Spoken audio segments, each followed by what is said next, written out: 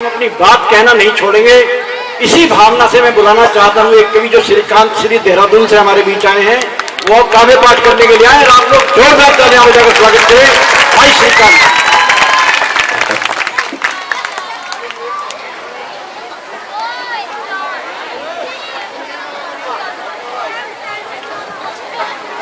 मावाणी को प्रणाम करता हूं। इस विद्यालय में लगभग 10 वर्षों पश्चात पहुंचा हूं। आदरणीय सत्यपाल सत्यम जी की पावन उपस्थिति होती है, विजयपाल तोमर जी की उपस्थिति है, गजेंद्र तोमर जी विद्यालय प्रधानाचार्य बैठे। एक बार जोरदार कवि सम्मेलन, एक बार जोरदार तालियां पूरे बच्चे बजाइए। मैं शुरू करना चाहता हूं। सभी कवियों को 8-8 मिनट का समय दिया गया है और मैं 7.5 मिनट लूंगा और देखना चाहता हूं कि मऊ खास की रगों में कितना खून बाकी है, कितना उबाल बाकी है। हालांकि मेरे बड़े भाई मनोज बहुत काम रस की वर्षा कर गए हैं, लेकिन मैं 4 पंक्तियां पढ़ता हूं और देखना चाहता हूं कि आप मुझे कितना देर सुनना चाहते हैं। कि देखो आदरणीय विजयपाल जी, पिछले दिन इस विद्यालय देश के अंदर बड़ा उपक्रम चला साहब। लोगों ने भारत मुर्दाबाद पाकिस्तान जिंदाबाद कहना शुरू कर दिया। पाकिस्तान जिंदाबाद रहे या न रहे, इससे में कोई फर्क नहीं पड़ता साहब। अलग मुल्क है, अलग देश है, अलग उसकी आइडेंटिटी है, लेकिन भारत के अंदर रहकर यदि आप भारत मुर्दाबाद कहेंगे तो हमें स्वीकार नहीं है। तब मैं शुरुआत करना चाहता हूं कि देखो फिर भूचाल उठा है धरती मां के आंगन में। जो अग्रिम पंक्ति के लोग बैठे अब ये भी हाथ खोलकर बैठ जाएं। मैं देख रहा हूं केवल पिछली पंक्ति के लोग हाथ खोलकर बैठे हैं। कि देखो फिर भूचाल उठा है धरती मां के आंगन में। देखो देखो फिर भूचाल उठा है धरती मां के आंगन में। जाने कैसे आग लगी है भारत मां के दामन में। आज समंदर भी रोता है भारत की बर्बादी पर।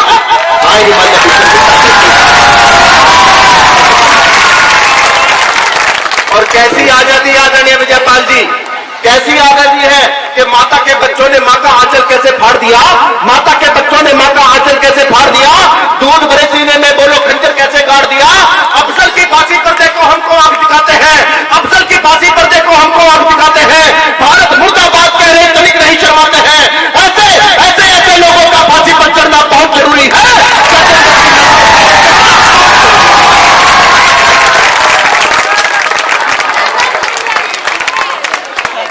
जयचंदों की नस्लों का कटना बहुत जरूरी है।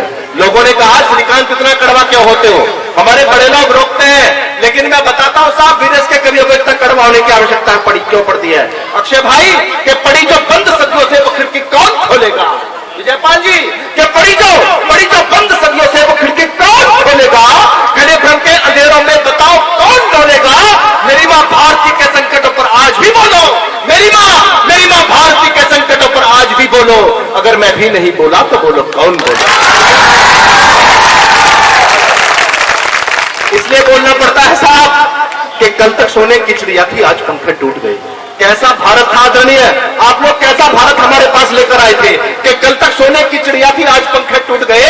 कल तक सोने की चिड़िया थी, आज पंखे टूट गए। भाग्य विधाता भारत के है, भाग्य कैसे फूट गए। खिसक कर मैया रोए, राग रंग में खोए हम, अपने घर की हंसी खुशी में भूल गए भारत के गम। सोचो फिर जो भारत के रिश्ते घावों को ना देखा। सोचो फिर जो भारत के रिश्ते घावों को ना देखा। कश्मीर और नॉर्थ ईस्ट को करते गए जो अनदेखा। कल फिर मेरा भारत फिर से टुकड़ों में बट जाएगा। बट कर फिर सोचो अपने हिस्से क्या होगा।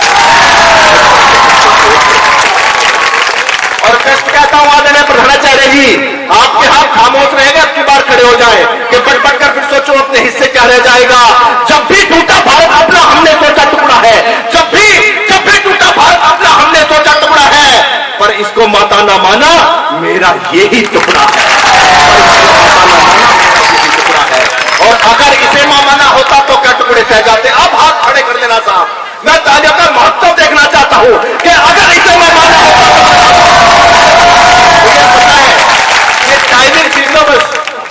टाइमिंग का मामला वो होता है कि चाय में बिस्कुट कितनी देर भिगोना है।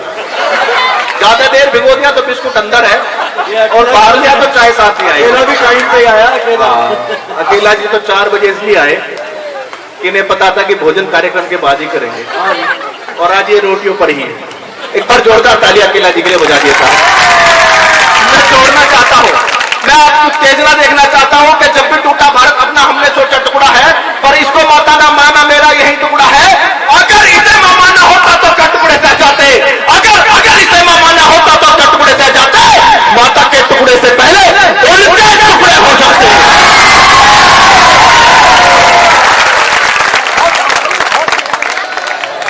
माता के टुकड़े से पहले उनके टुकड़े हो जाते। और लोगों ने कुछ न कुछ कहना शुरू कर दिया। साहब, सत्ता में एक व्यक्तित्व आया, विजयपाल तोमर जी पूरे राष्ट्र के अधिकारी होते हैं उस पार्टी के। मैं प्रणाम के साथ कहना चाहता हूं ऐसे लोगों को कि कल तक सोने की चिड़िया कैसे लोग थे साहब, के ऐतिहासिक पन्ना खोला है फिर से हल्दी घाटी का।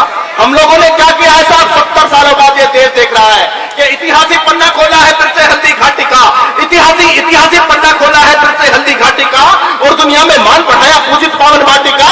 कुछ तो बिगड़े भाग्य सवारे हैं, कुछ तो बिगड़े भाग्य सवारे हैं। 18 शेरों के बदले 38 कुत्ते मारे हैं।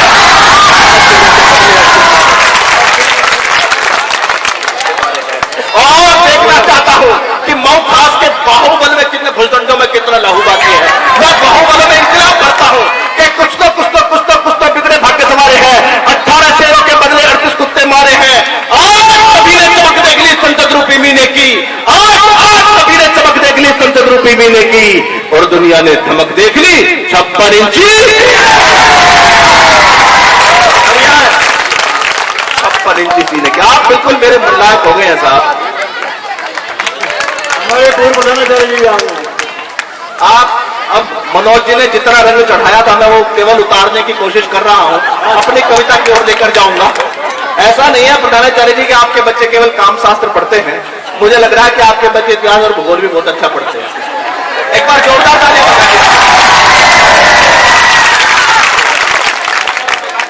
हाँ, ये जितने भी बिगाड़ने वाले कवि लेकर आए हैं सुमनेश भैया, सुधारने के लिए बड़े अग्रज भाई सत्यपाल सत्यम जी और आदरणीय अर्जुन सिसोदिया जी बैठे हैं। मैं जोड़ना चाहता हूं साहब, लोगों ने इस देश का कैसे क्या कर दिया। अभी तो एक आदमी और बिगाड़ेगा ये वेबसाइट।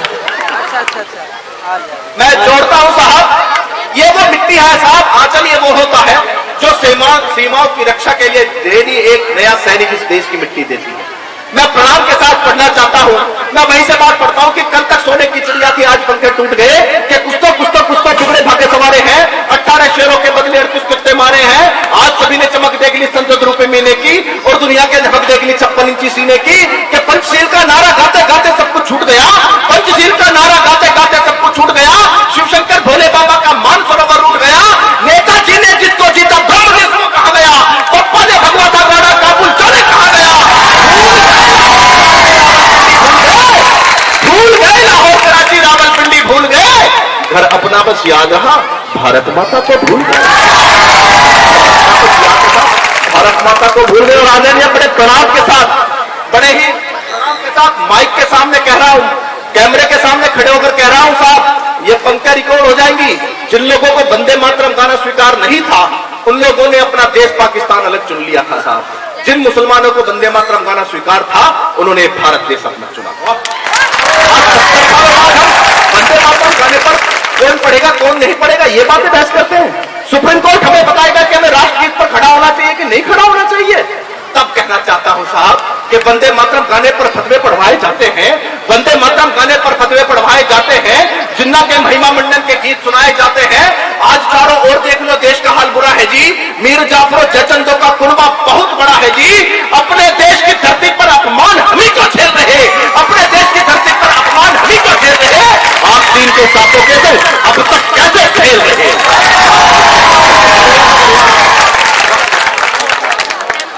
छोटा सा गीत, सबको 10-10 मिनट मिले हैं, मैंने अभी तक 4 मिनट पढ़ा है। मैं 3 मिनट का एक गीत पढ़ूंगा और 3 मिनट छोड़ूंगा। एक गीत मैं पढ़ना चाहता हूं छोटा सा शहीदों के लिए। तो शुरू कर रहे हो मैं आदरणीय प्रधानाचार्य जी बैठे, बिल्कुल मुझे नहीं चाहिए इस गीत पर ताली बजाइएगा नहीं बजाइएगा। 2 मित्र होते हैं साहब, एक मित्र सरहद पर शहीद हो जाता है, उसके दूसरे मित्र को जिम्मेदारी मिलती है कि वो उसकी पत्नी को आकर बताए कि आपका बेटा आपका पति इस देश के काम आ गया है। वो मित्र अपनी भाभी को कैसे समझाता है वही गीत का देखिएगा एक बार। आदरणीय मंच को प्रणाम के साथ पढ़ना चाहता हूं, बिल्कुल नई धरातल का गीत है। मैंने विनोद शब्दों का प्रयोग करके कहीं गीत की कोशिश किया। गीत के बड़े पार्थी बैठे हैं, मनोज भैया बैठे हैं, सत्यम जी बैठे हैं। मैं प्रणाम के साथ पढ़ना चाहता हूं कि माथे का सिंदूर न पोछो, ताली मत बजाओ, केवल गीत सुनो। कि माथे का सिंदूर न पोछो, तुम शहीद की सधवा हो,